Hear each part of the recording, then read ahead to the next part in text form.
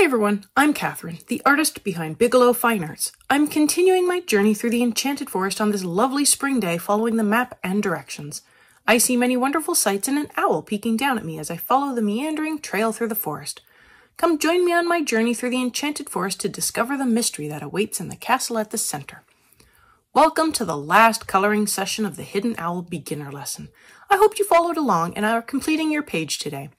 Let's jump right in. The last two leaves and one is the darker red oak leaf. So I will also color up the small leaf at the bottom with the same color palette. I fill in the entire leaf with the light flesh even if the area will be covered with another darker color.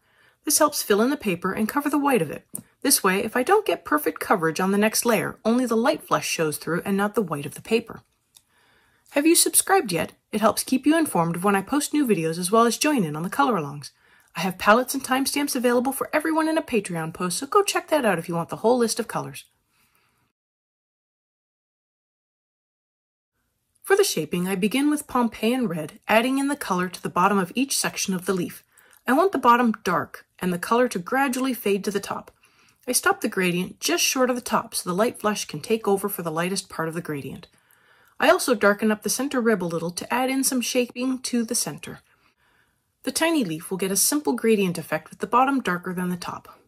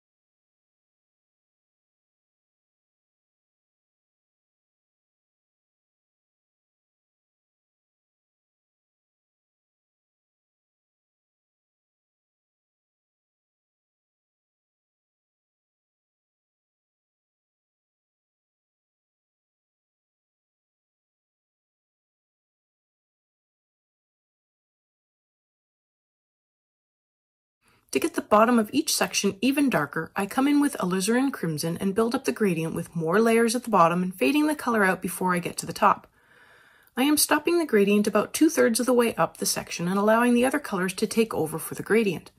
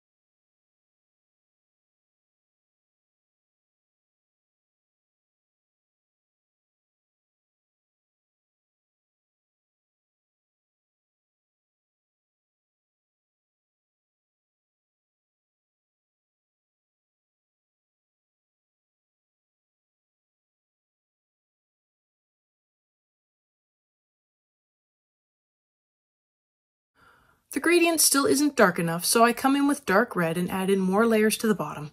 This time I stop about 1/3 to halfway up each section. My main focus is to get the bottom of each section dark and to make sure the gradient is still smooth. I also add to the gradient on the small leaf when I fill in the stem and the outline on the large leaf.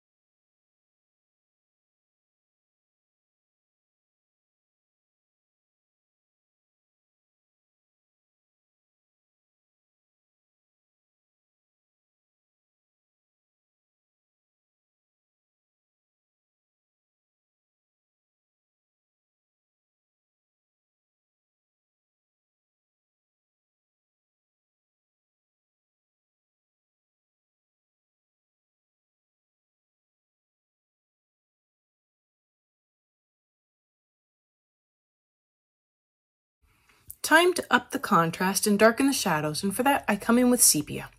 First I head on over to the green leaves I worked up last time and add in some sepia at the overlaps as well as down the center rib area. This gives the leaves more shaping and brings up the contrast even more. Contrast is key in making something look better and making something look three-dimensional.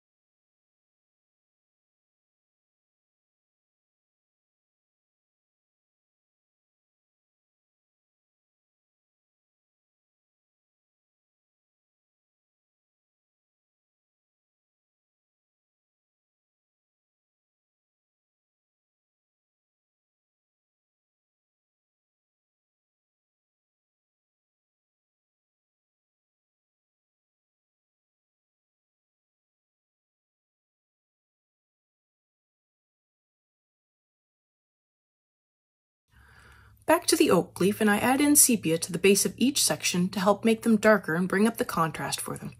I also make sure I smooth out the gradient each time I add in a layer of anything.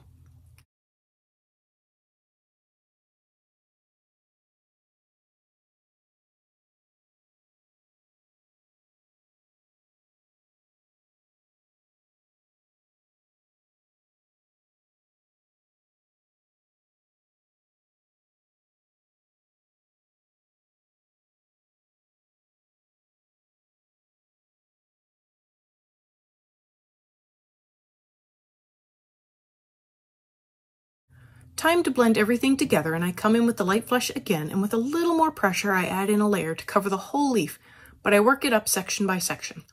The color can be dragged around a little, so I want to make sure I am blending the color where I want it and not smearing it all over in a haphazard way.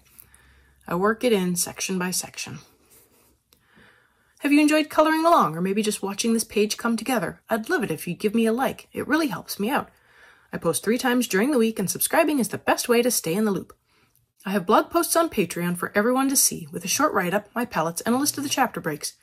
If you have any questions or page requests, please leave them below or reach out to me on social media. I put a list of chapter breaks in the show notes, as well as a list of equipment I like to use. If you use any of my affiliate links, it really helps me out without costing you a thing.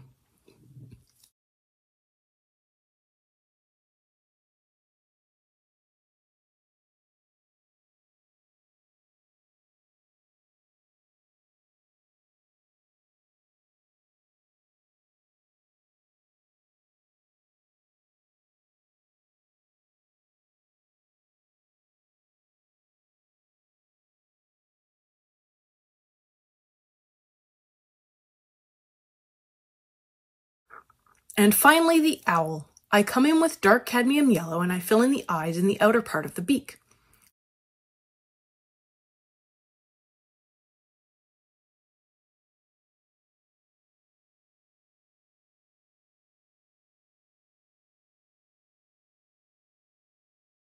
With the dark Naples ochre, I fill in the rest of the beak.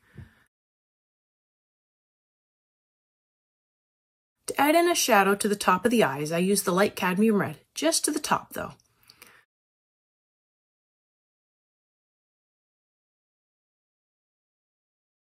I then blend that with more dark cadmium yellow.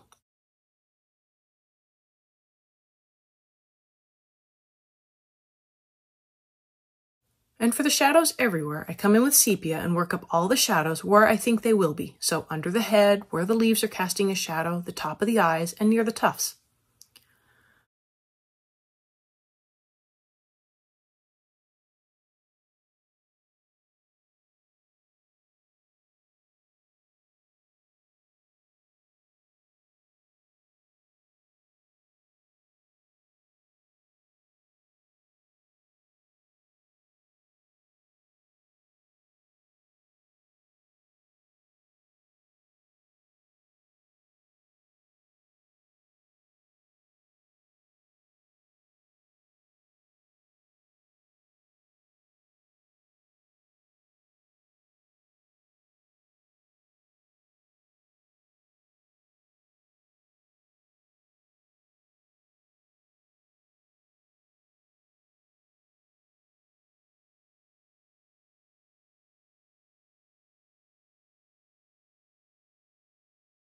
I fill in the little curls and eye area with raw umber. I keep the layers light so I can build up colors on top. I fill in the stomach area as well with extra layers over the shadows to help build them up.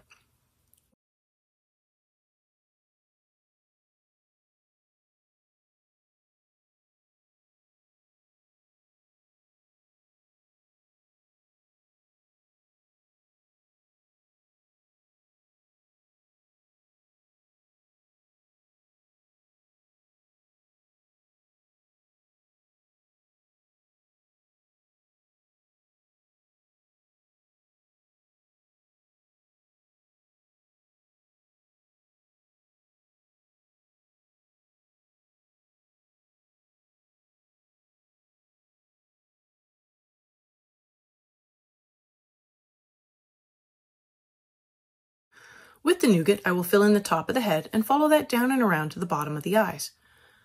I will fill in the wing area on the side of the body as well.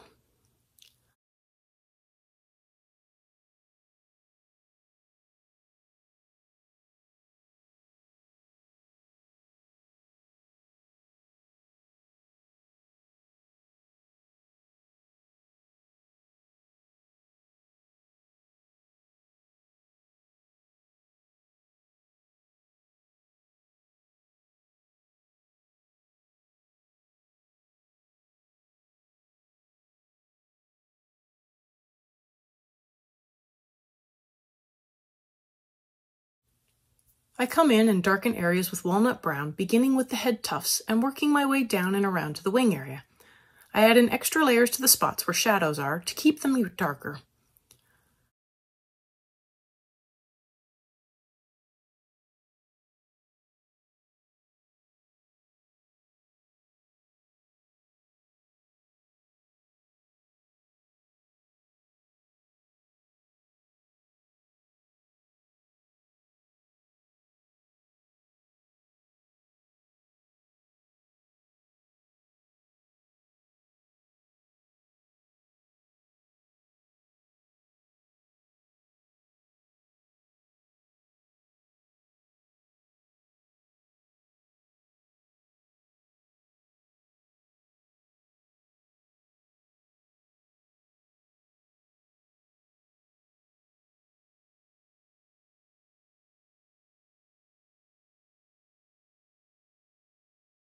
I erase back anything that might have gone into the chest stripe and add in some warm gray too there. I wanted that to stay light. I add in more gray around the eyes, then I blend out the owl with gray.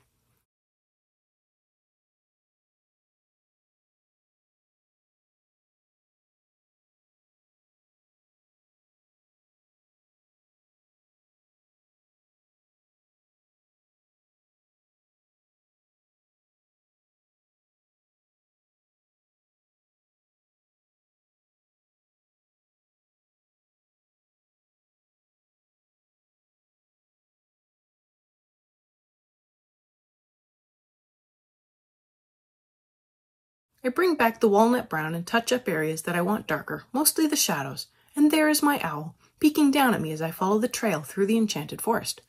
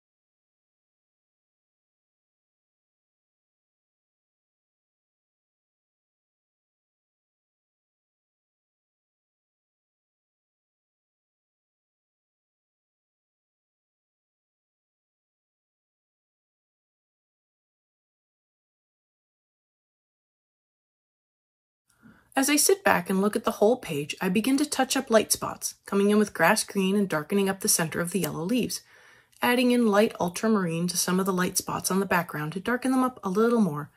You may have noticed I left the gem card alone. I wasn't sure what color to make it, and I thought it might be fun to have all the cards match in the same fashion. So I might just save them all up for one video, just on the cards and the gems, but feel free to fill them in how you like. After the background, I touch up with the chrome oxide green to darken up some of the ivy sections. The page looks different further away than when I have my face right in on one section. This is the time to make everything feel like it is one unit, not a bunch of small pieces mashed together. I add in more grass green and light phthalo green where needed, and this page is finished, for now. I really hope you had fun coloring along with me and joining in on this adventure today. Let me know below or on social media how your coloring went. I'd love to know. I believe in you and I know you can do this. I want to thank you all so much for coming along with me on this coloring journey. I appreciate all my subscribers and look forward to more of you joining in and coloring along with me. Like, share, and subscribe to help that happen. Until next time, happy coloring.